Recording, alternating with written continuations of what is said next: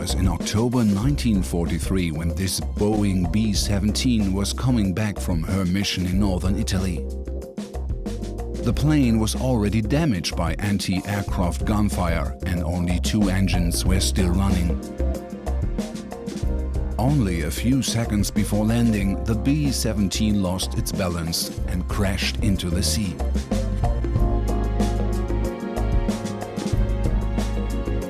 Two crew members were killed during the crash, but at least all other members could be rescued.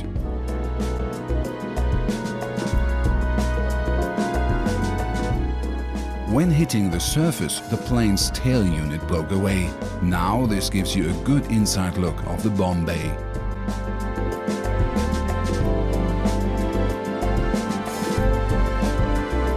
Nowadays, this B-17 Flying Fortress is called the Bomber of Calvi and is probably one of the most famous wrecks near Corsica.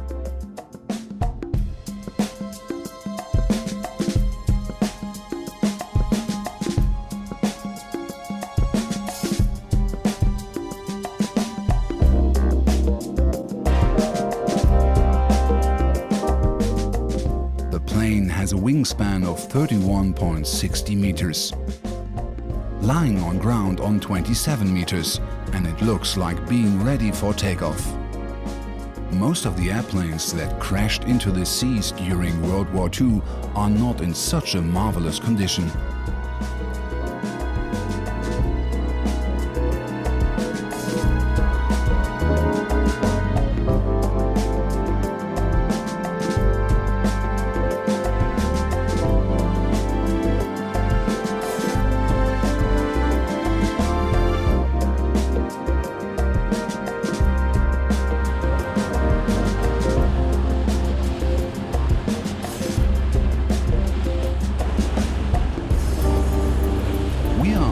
The Italian liveaboard FRALA.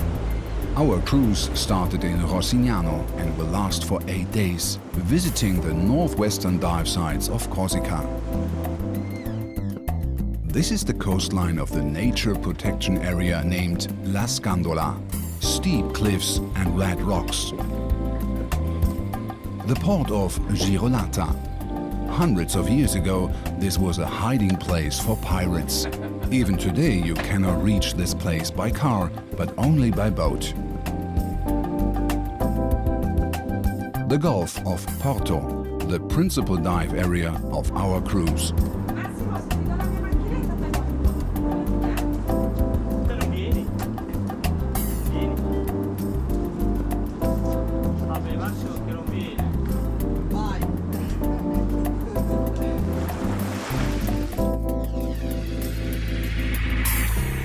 We are diving Capo Rosso. Only a few meters away from the cliffs, you can soon reach a water depth of 30 and more meters.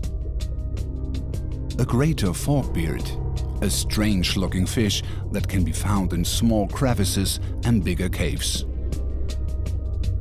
At Capo Rosso, we were constantly meeting this big school of cowbreams. One of the very few fish types of the Mediterranean that is only living on algae and plants.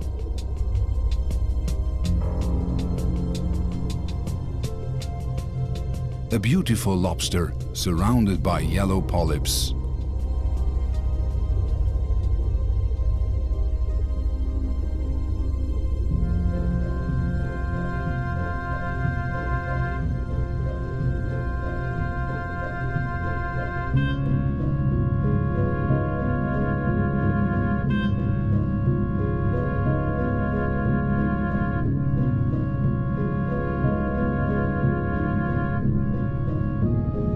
A moray eel that has left his cave at daytime, an unusual behavior for this species.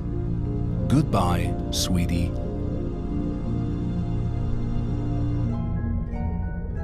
A red scorpionfish. Sometimes you need some light.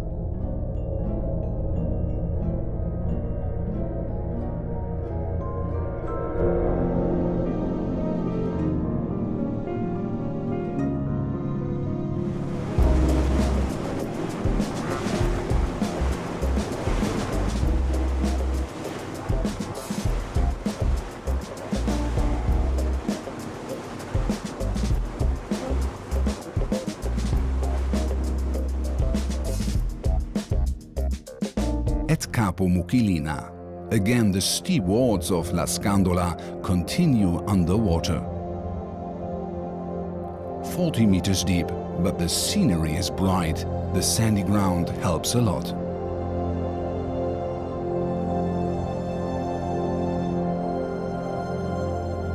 A small red coral and a very big one.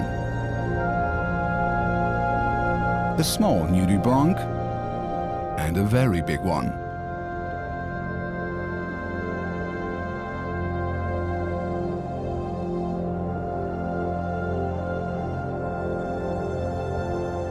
At the end of the dive, Capo Mucchilina is presenting a true surprise. We are finding an old wreck that's almost melted into the reef.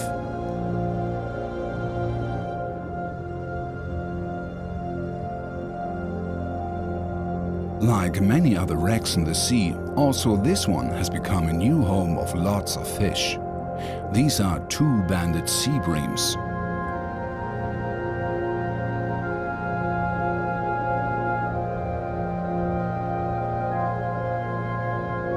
And these are called annual sea breams. Who probably don't know that Italian kitchen knows some excellent recipes for preparing them.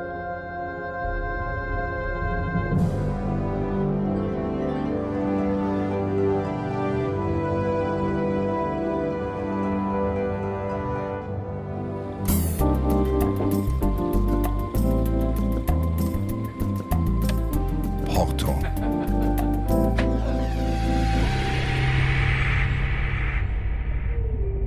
O'clock in the evening. Very few meters away from Porto's beach.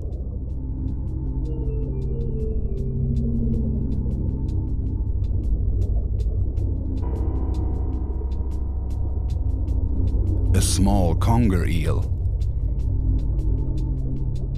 This big common dentex has already fallen asleep.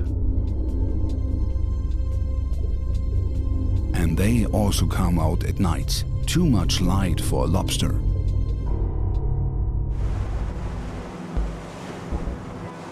Corsica is offering some great dive sites, mostly located very nearby the coastline. But every time we were diving offshore reefs, we found a different kind of scenery. Some jellyfish, only a few fish, almost no gorgonians, but lots of green algae. It's pretty hard to find something interesting, like this anemone. Or a crab in camouflage.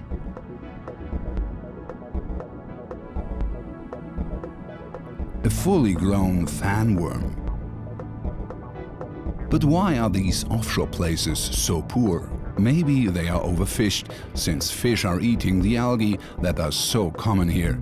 And the fishing nets do also destroy a lot of gorgonians.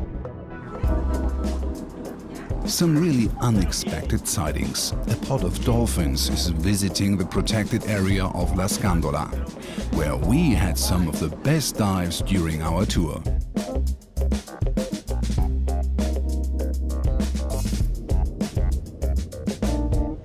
The drop-off of Punto Scoppa, starting at 7 meters and going down to 50. Nowhere else we found so many gorgonian corals, a species only living in the Mediterranean Sea, filtering the currents for swimming plankton. They are also able to change their color between red and yellow.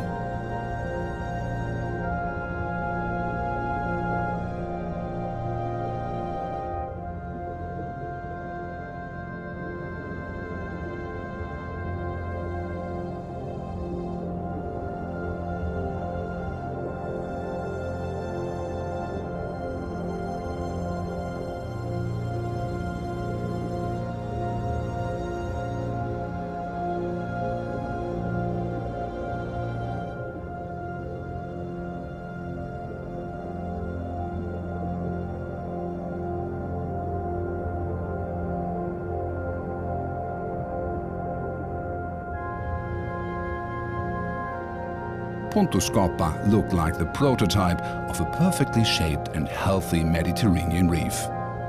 finishing with a very nice surprise.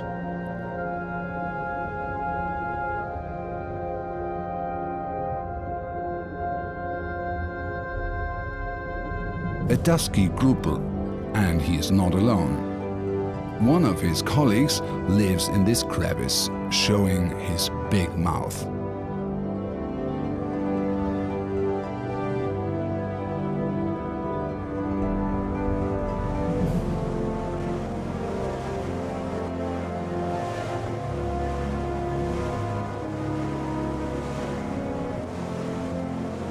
Sailing north again to Saint-Florent for our last overnight stay at Corsica.